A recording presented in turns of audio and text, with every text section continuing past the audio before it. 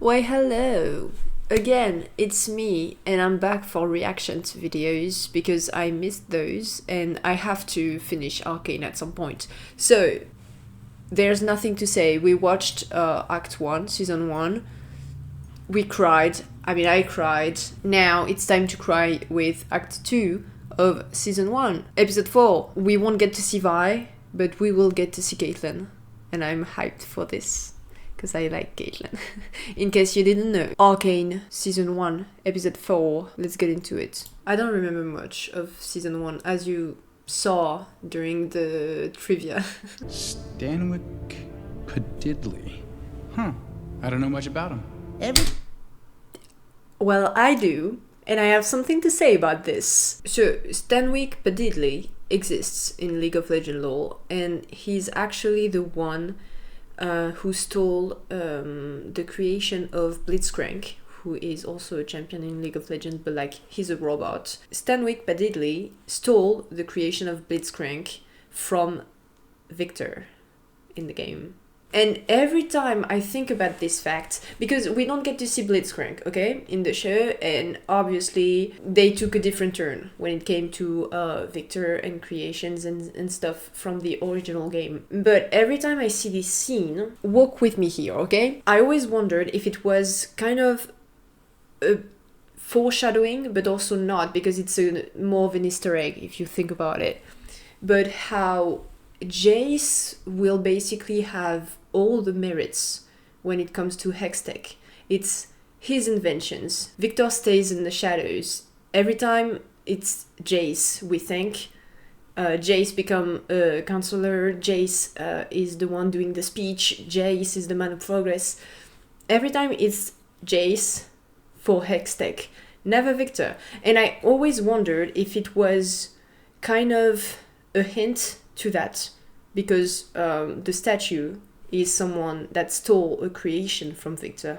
That's all I wanted to say. And I don't know if it was intended that way or if it was just an Easter egg that was there just for being there. But built either exploded Burrows! or Stanwyck set his personal ambitions aside. That was his sacrifice. I think that's pretty interesting. First of all, the Victor talk I mentioned. Second of all, Heimerdinger here is basically saying that the way Stanwyck Padidley became famous is because he stopped his inventions because he knew he was more like dangerous than anything, which is also something we can relate to Jace, how Hextech was actually dangerous and he still went for it against, well, Heimerdinger's advice and to just let Hextech on the side. So once again, maybe this is a little hint at how Jace will handle Hextech. First of all, the hint to Victor, how he doesn't steal Hextech from Victor, but he kind of gets all the glory, you know? And then there's this idea of the man on the statue stopping, knowing when to stop when things get dangerous, and Jace not knowing when to stop, which leads to Season 2 and... you know. I like how this scene is basically Jace's arc. Kind of a hint of what's to come for Jace. But you always give that speech. I could never take your place. Just wait until you're a counselor. Your hex gates have done wonders for our city, brought scholars from distant lands, reignited passions in arts and science.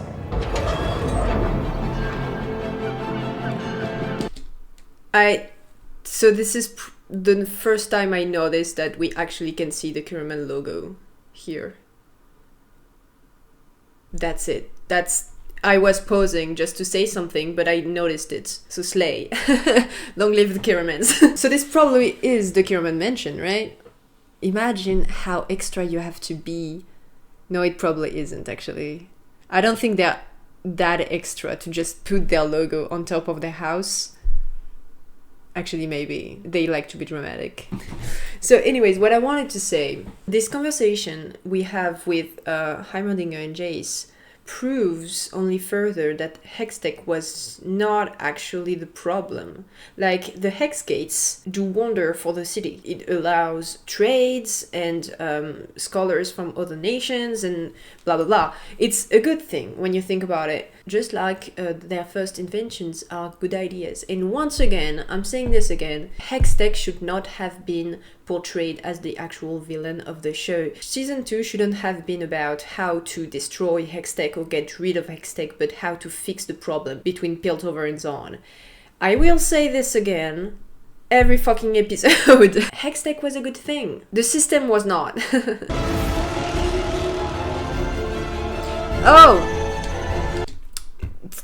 Easter egg, kind of. The Hex Gates exist in League of Legends. It allows you to just teleport on the map. That's it. Is it an Easter egg? Well, kind of. It's a part of the game. Anyways. Wake up to the sounds of the silence that allows for my mind to run around with my ear up. Even in the opening, we only see Jace with Hextech. I don't know. To me, the statue scene meant more than just telling Jace, you're kinda cool. You know what? Caitlyn has the Kierman crest on her bullets. At this point, I think they're capable of just putting the Kierman logo on top of their house. They're just that extra.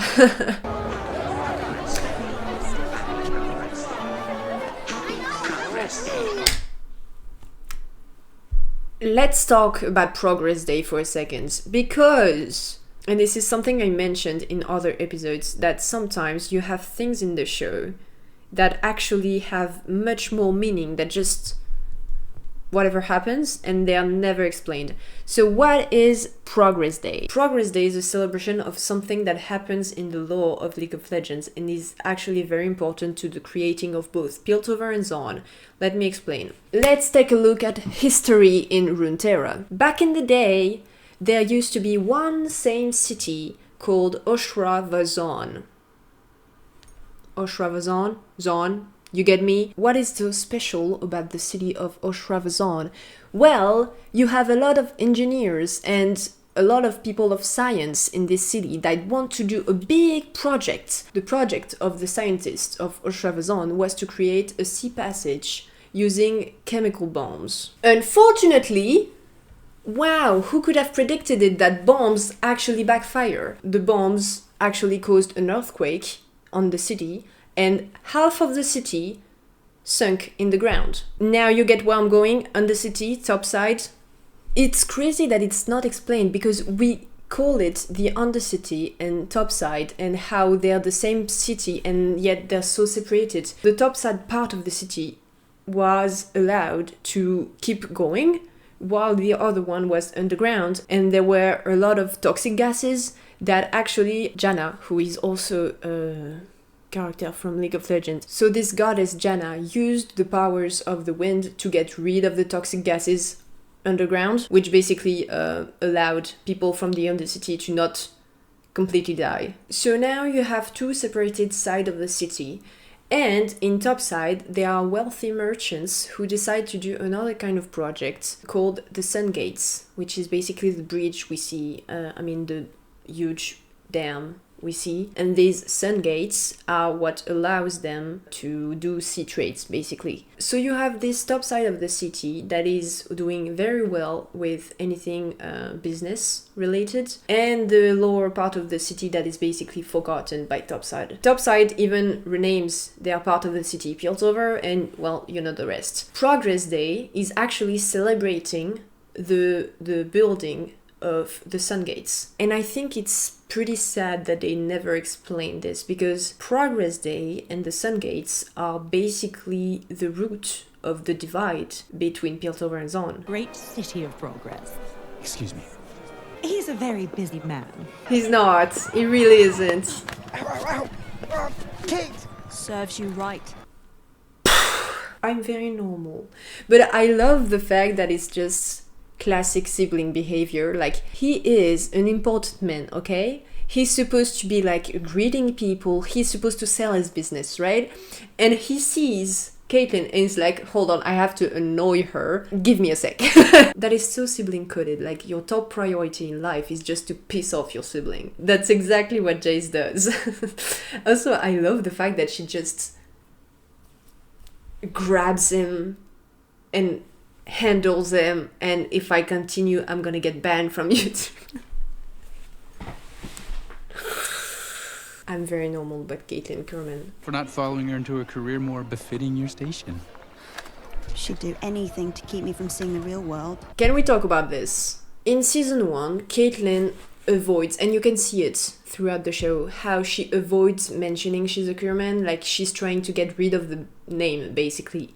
Even though it's the name of Piltover that has the most influence. She's very privileged and she knows it, and she wants kind of to get rid of that in order to see the real world. It's very interesting for season 1. She doesn't want people to see her for just being a Kerman. She just wants to be her own person. But it's even more important in season 2 when she actually embraces the Kerman name by, you know, the famous scene of I am a decorated officer, leader of House Kiraman. So in season 2 she embraces and uses that influence for pretty bad stuff at first, but at the end of the show she actually uses said influence to give the seat to Civica and use a privilege that she tried to push away in season 1 for actually good stuff, in order to give a voice to the people who lack privileges, the people of Zon.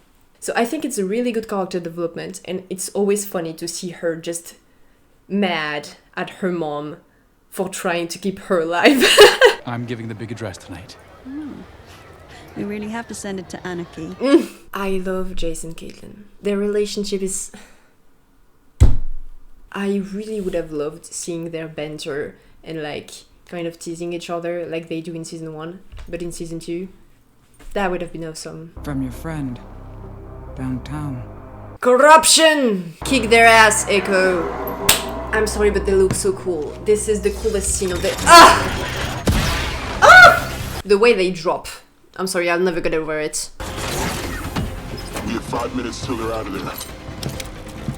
I love Echo. You know, beyond the fact that he's time-themed design, like he has a clock and everything, it goes back to his abilities in-game, yes, and it goes back on the time manipulation he gets in season 2, yes, but I also interpret this as a part of his personality. Let me explain. We love to say Echo is perfect and everything, and I'm the first to say this because he doesn't really make any bad decision in the show. But he's not this perfect character. Actually, one of his biggest flaw is that he's very impatient, and he gets like, you're not giving me what I want, I'm beating your ass. He's very impatient and impulsive, and that's what makes him a good character. Even though he takes pretty much all the right decisions, he's still a flawed character. And I think that the way he always fights with a clock at hand, and like being, we have 5 minutes, or when he's fighting Jinx, he also like set a timer. I think it also goes on this impatience, how he only gives 5 minutes to get this done and then he's leaving. Oh no, she's here. She is terrifying, because that's what I understand. They see her design and they know it's a threat and that she can kill them. She's already killed Firelights before, and she will keep killing Firelights. The way the Firelights react to her, like, she's here, maybe we're next. I think Jinx lost herself so bad throughout the years that she killed many Firelights, which makes it even braver and even more heartbreaking for Echo to just forgive her at the end. And I think it plays a role in the divide between Echo and Jinx. There's already like a big rift between them because, well, Jinx works for Silco and Echo is trying to get rid of Silco, but they have personal beef as well. And I think it's a part of this.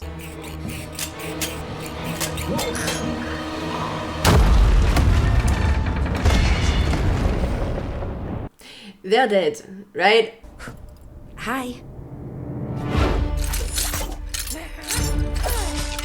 I love her entrance. she's recalled. That's another death. This is what I mean, like, she kills so many firelights throughout the show, and she looks cool doing it, but still. Vi?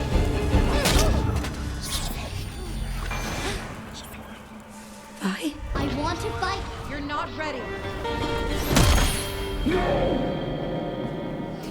And another one.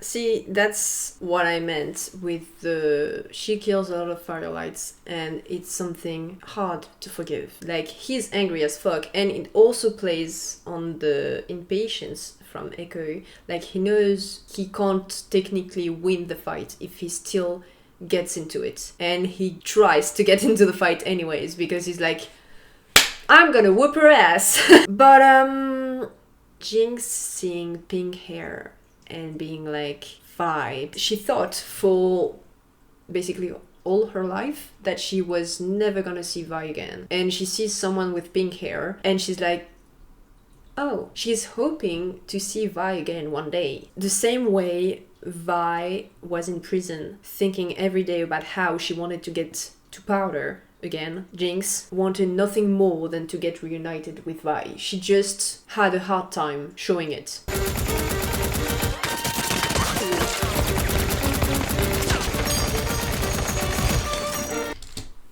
That's another thing I want to mention. One thing I hate in Arcane fandom is that some people think of Jinx as this Joker girl who just enjoys shooting and killing people, and when you look at Arcane, it's quite the opposite actually. She is terrified of what she's doing. Like, you can see it in this scene. She just loses control of herself and shoots because she's panicked. She's in a state of panic. She doesn't know what to do, and she's like, I have a gun in my hand, I'm gonna kill everyone.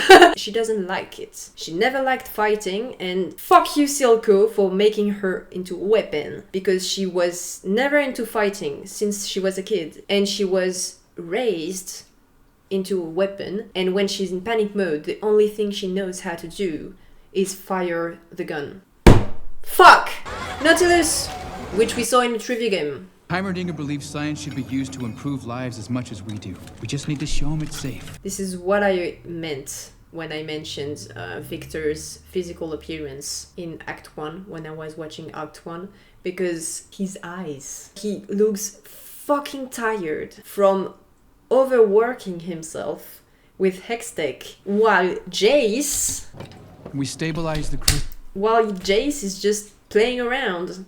You know what I'm saying? This goes again on the discussion we had with the statue. I don't think it was ever bad intentions from Jace. I just think that's the dramatic side of their relationship. I will dig deeper for Jace, don't worry. I don't think he's just a kid playing around. I think the dynamic of them in season 1 is actually pretty interesting because of that. Like, you have Victor basically killing himself with work, and Jace just going up and up and up in glory. Borrow! Professor, the next chapter of Hextech. The gauntlets! When I first saw the episode, I saw the gauntlet and I was like, Vi? I was like, this is gonna be for Vi! I was so hyped about it.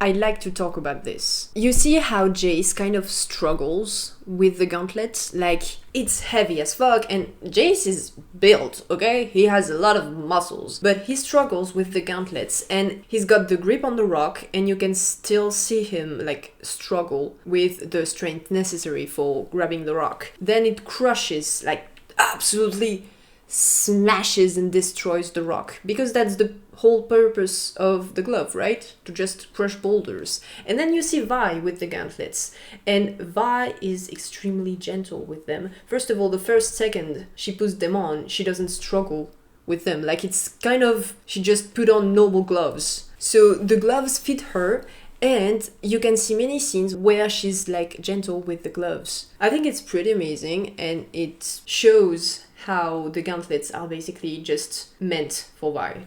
The Hex Claw. A mechanical arm equipped with a powerful ray of light. this weapon, which we don't get to see more in season 2 or season 1. At first, I thought it was gonna be Victor's weapon from the game. It kind of looks like it, so I thought he was gonna have it. He doesn't. I mean, he kind of does have something similar at the end of season 2, but it's not this, you know? I was honestly expecting to have the glove for Vi, and this was gonna be like Victor's weapon. It's finally possible. Poor Poro. I love Poros so much. I'm sorry, I just screamed Poro and I didn't explain it. Poros are a thing you can find in League of Legends on the map in ARCANE games, where you just basically have two teams facing each other and like rah, killing each other. But on this map where bloodshed happens, you can give cookies to little creatures called Poros. This is a Poro. And if you give enough cookies, they explode into million Poros, which is even better than just feeding a Poro. Give it a decade of careful research, and it will be ready. With respect, Professor, we can be improving lives with Hextech now. See, this is the decision that would have made Hextech a good thing. To just wait and make sure that it's safe to use for everyone. I'm gonna be honest, I didn't even agree with Heimerdinger when I first watched the show. I was like, no, I want Hextech now! But like, looking at season 2, I was like, okay, sorry Heimerdinger, you were right.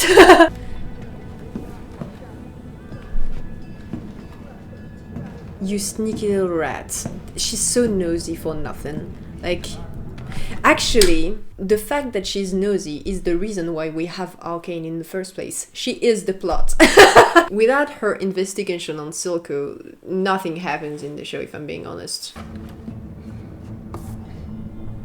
The cunty waste. Can I just...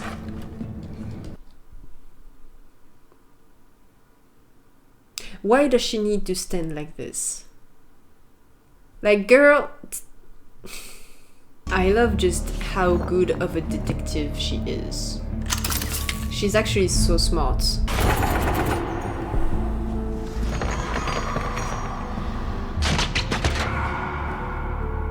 The way she can picture the crime perfectly, like she was right. She's right about whatever she sees. I'm so mad she didn't get to become like the sheriff at the end.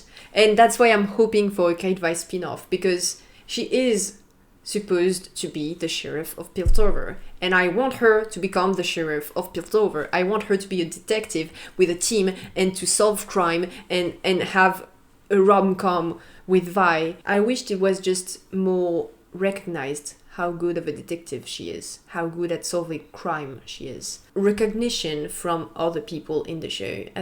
She deserved it. I don't know. Easy. He'll kill me. Who? I can protect you. The difference between season 1 Caitlyn and season 2 Caitlyn, interrogating people. Like, you see her, like, she's like, I can protect you. She sees this bad guy probably responsible for what happened on the cargo, and she like takes care of him, and she's like, I can protect you if you talk, you know, like, she's gentle. And then you see in season 2, when the investigation with Vi in episode 3, I think, before the breakup, but like, she's get to the point.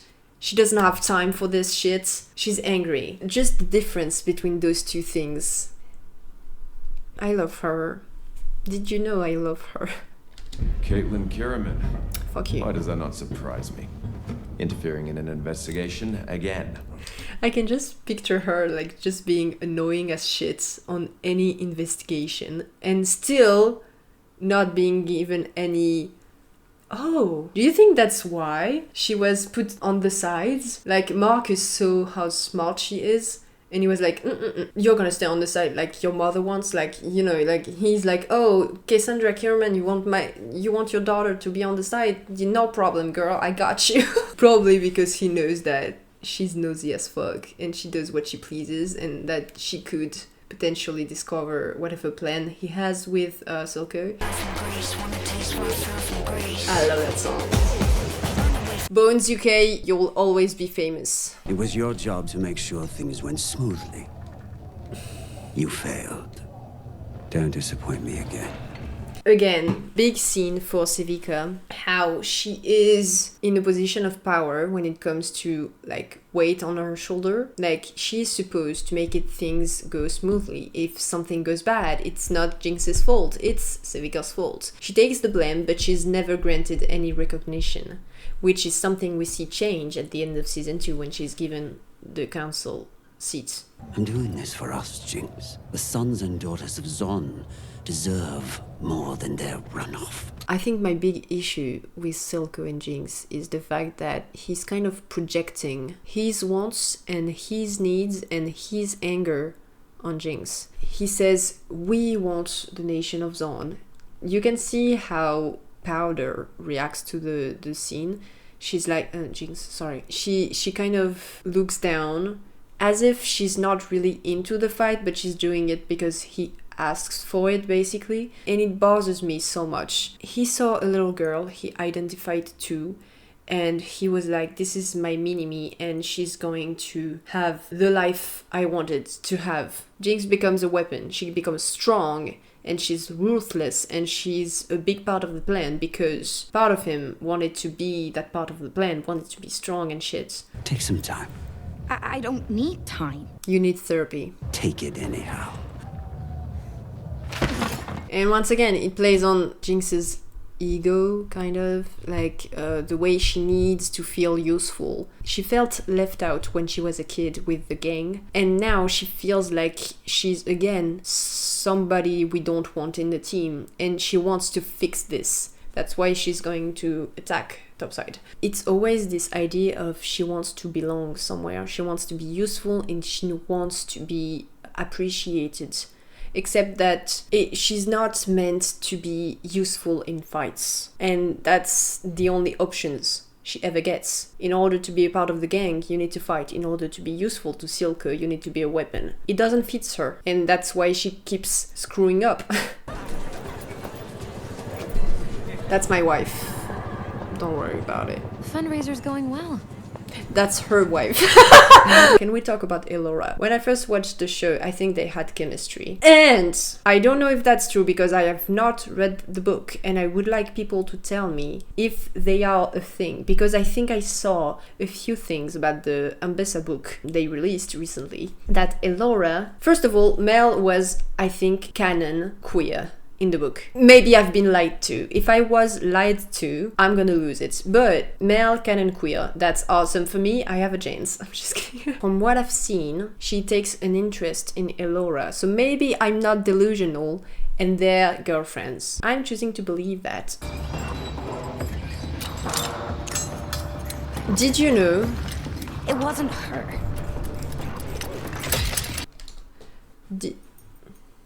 Ça va, je te dérange pas. Did you know I have many socials, like Patreon? It's pretty cool. I also have a Discord server. It's also pretty cool. I have a TikTok and an Instagram, which are random things. I'm not very active there, but it's pretty cool still. That's all I wanted to say about the socials. It wasn't her. Ooh. It wasn't. So this is what got me good on trivia. Well, now I can see it. Yes, you have the carousel here from Get Jinxed, you have the bathtub from Get Jinxed, and you have the rhino from Get Jinxed. Now I see it.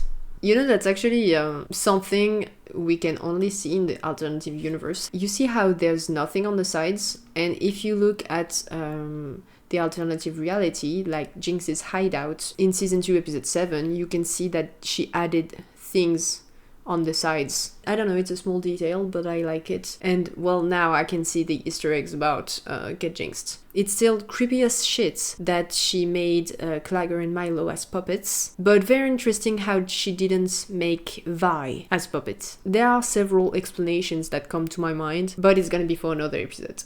You have your speech prepared? Guess it's time.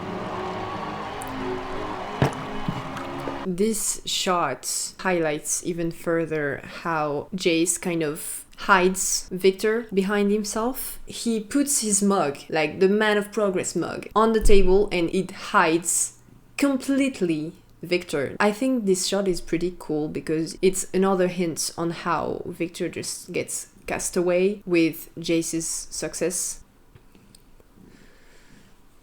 My family and I are simple people. In our factory, we made hammers. No one in my life expected very much of me. And that is precisely what makes this moment so extraordinary. I like the way Victor looks at him, like with kind of hope and admiration. Like, especially with... Okay, you're done. I don't...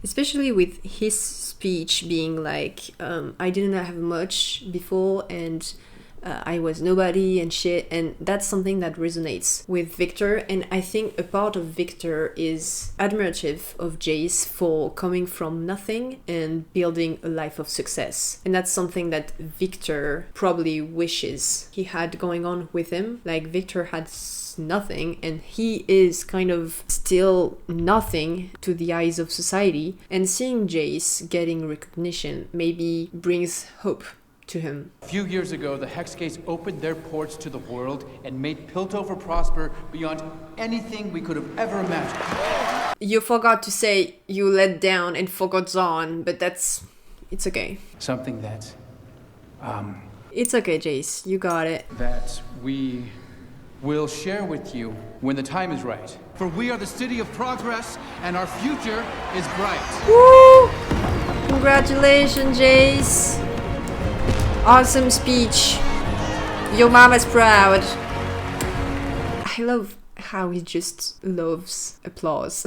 He's so sparkly and precious. You get what I'm saying? But I like the fact that he decided to follow Heimerdinger's instructions, kind of. Jace has good intentions at heart, and he probably remembers the conversation he had with Heimerdinger at the beginning of the episode of sometimes it's also good to not do anything irrational and to not do anything dangerous. And they left, yeah.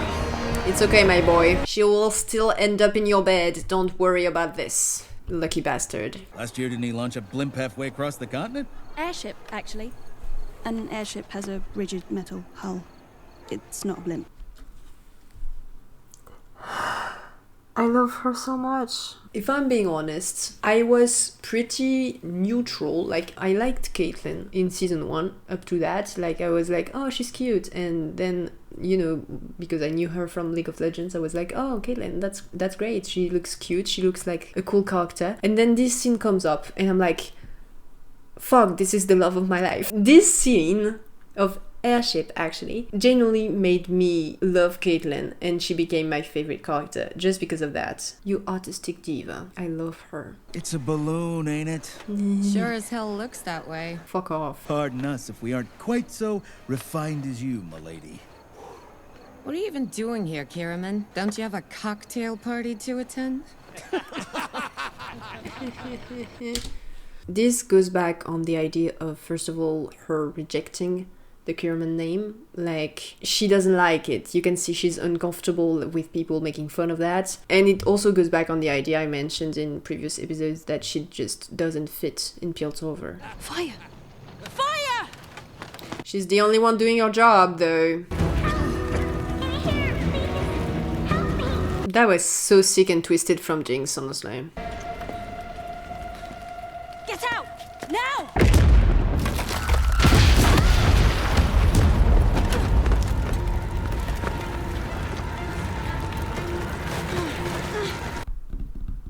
And some people wonder why Caitlyn is traumatized of Jinx. This has got to be a certain trauma, let's face it. She could have died, the other enforcers died. Well, I'm not mad about it, but it still happened. And that's just the first trauma she will get from Jinx. Also, I'm gonna start counting the number of times she gets into explosions, because that's the second explosion next to her, and it's only episode 4. Girl, like, she must be deaf at this point. Like, let's be real. She has many reasons to hate Jinx, and I hate the fact that some people just forget about those reasons. With some of our research papers. Well, that's unfortunate. How did it come to this? I wonder... For too long has the underground been left unchecked. Oh! Hold me back. They piss me off. They're like... I wonder why they're so violent. Maybe because you let them die. That's just my opinion, though. That's just an idea. They may not be your preferred constituents, but they're still our people. Thank you. Could the trenchers build a weapon with the stolen crystal? Shimmer? Body replacements? We've seen their ingenuity over the years. Of course they can. Well, they're not animals, they're smart. If there are geniuses in Piltover, there can be geniuses in the Undercity. That just makes sense. Like, you cannot think, like, how stupid do you have to be to think that just because a city is left to die means that only dumb people will rise from there? Like, no. Without the hex gates, my goods cannot reach foreign markets till winter. Am I to tell the Noxians their next shipment of wine will be vinegar? If we shut down the hex gates, the city will suffer. They're so... Honestly, I can't be mad at Jinx for bombing the council. I mean, that's not the way to do things, but like, you see a potential danger that could be the end of your city, and the only thing you think about is, am I gonna get enough money to keep being a billionaire? Probably. Like, they're already rich as fuck. You can wait a few months until we get that sorted, right? And they were extremely rich even before the hex gates. Like, just go back to what you were, basically. They piss me off so bad. If we do nothing, we leave ourselves vulnerable to malefactors. Exactly. More lives may be lost. Exactly. Perhaps the time has come to explore a more radical solution. No! I propose that a new chair be brought forth. Does the boy have any experience? Only that of a scientist. Listen, I don't see any problem in Jace becoming consular, beyond the fact that he probably knows nothing about politics. But he is one of the best person, like with Victor, the two best people to take care of Hextech if necessary. So Mel is right on this side. The problem I have with this is that it's just another way for Mel to profit of this situation and to make bad decisions. Even though it comes from good intentions, I think, it also like reinforces the rift between Victor and Jace, how Jace becomes a counselor. Because he's the only one who knows about a hextech. Victor is right there. Victor, we don't want your ass on the council, it basically says. Get jinxed.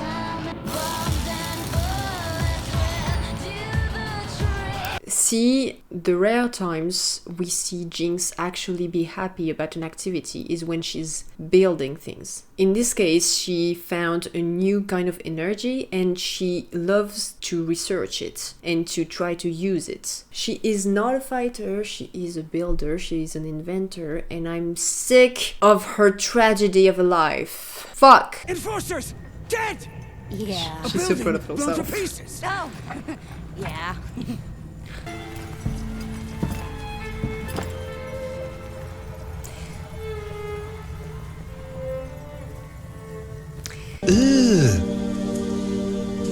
Brother, If I speak on this scene, if you ever feel bothered or uncomfortable with the relationship between Jinx and Silco because it has some weird vibes going on, it is on purpose. You're supposed to feel uncomfortable. I think they highlight how weird of a relationship they have because as a viewer, you're not supposed to like their relationship. You're supposed to feel, this is fucked up. This man killed her entire family and raised her as a weapon. This is not something I'm gonna encourage. I mean, that's what I feel like. And every time I get bothered, especially with this scene, because it feels fucking weird. But I think it's done on purpose, to just make you uncomfortable as a viewer. And it works. Personally, it works.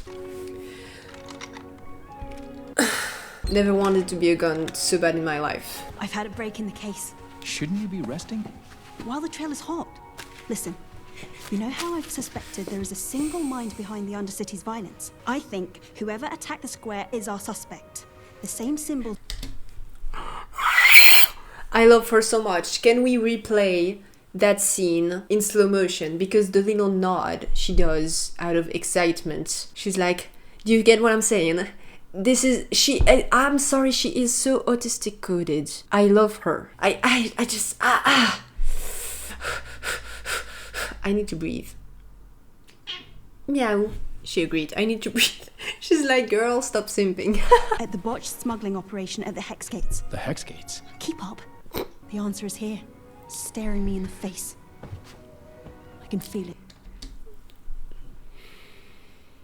I have so many things to say. First of all, she's insane. The entire thing, like the entire map with all the crimes and the investigation, like, how was she not promoted to detective? That is beyond me. Probably because Marcus is a bitch. But, second of all, Caitlyn is fucking tall, right? Like, she's a giant. She's taller than most characters in the show. And she goes on a step stool, and she is still smaller than Jace. Jace, what the fuck? What do they feed their kids in Piltover? Like, I'm seriously asking. Is he like 2 meters tall or something? Like, Jace, what the fuck? Since when did you concern yourself with the council's opinion? Since I became a counselor. Have they discovered how to govern with grease and a spanner? You might consider joining my staff. House Talus security. I just want you to be safe. Thanks. But I already have a job. There's something sweet and sad at the same time about Jace trying to shelter Caitlyn as well. Caitlyn gets sheltered by both of her parents, and I think that her escape kind of in life when she was a kid was Jace, like the funny big brother, like someone she could have fun with, who could just let her breathe for a while. And I think this scene is infuriating for her because Jace tries to shelter her. Like, she's feeling trapped again because another person wants to protect her when clearly she has the skills to be an enforcer. But then again, can you blame Jace for trying to keep her alive? Like, it's a complicated position because you understand the frustration of Caitlyn. You're like just let the girl be. But at the same time, we know that Grayson was like close to the Kierman family, and probably it was a shock for both of the parents to hear about a monster shredding Grayson. And I think that a part of Cassandra is, well, I'm pretty sure actually, a part of Cassandra is, yeah, sure, she's terrified of Caitlyn just doing something risky as a job, but she's also like, if you go out there as an enforcer, you're gonna get into the Zon and Piltover conflict, and it could cost you your life, basically. And I think that Cassandra is terrified for her daughter. That's just a mother being a mother. Like, a mother wants to protect their kids. Can you blame her? No, I don't think so.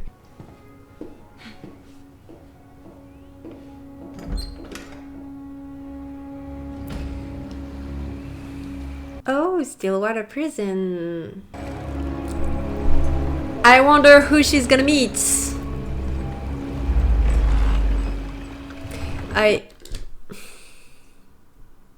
What was she expecting, honestly? I love the fact that she's so focused on the idea of justice and doing what is right and trying to get to the bottom of things, that she's just committing straight up crimes. She's not an enforcer anymore, she doesn't have any title, and she goes to prison to free someone with a false signature. She imitates Jace's signature to get someone out of prison, someone she doesn't even know, someone that could be lying to her for all we know, to get into the Undercity and try to solve the crime. Caitlyn, my sweet child, you were so fucking lucky to have Vi as a companion. Folks in here aren't usually very talkative. I hate this dude. Well, there's been an incident. What kind of incident? Not so pretty kind. I love the fact that this man gets bullied by Vi his entire life. Every time he meets Vi, he gets absolutely fucked, and he seems to meet her, unfortunately, a lot. Second of all, I'm just thinking about this. It was mentioned that Stillwater holds only inmates from Zon. There are only people from Zon in Stillwater. It's like the criminals they don't want to think about, just put them there. I don't know, it seems wild to me. Every time I think about this fact, I'm like, wow, they really should have made this show about social problems and not magic. As soon as he can move his jaw again. Who assaulted him? Your future wife.